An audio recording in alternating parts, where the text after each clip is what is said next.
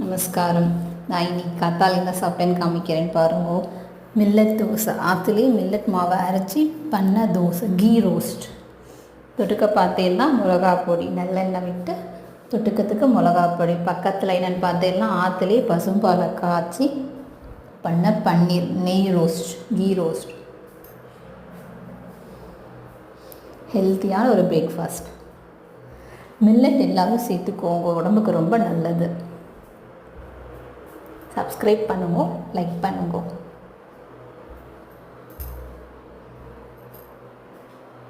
நல்லா இருக்கா? உங்களுக்கு இதில் என்ன ரெசிபி வேணும்னு சொல்லுங்க, நான் போடுறேன். பன்னீர் பண்ணதை காமிக்க போகிறேன் உங்களுக்கு. தேங்க்யூ.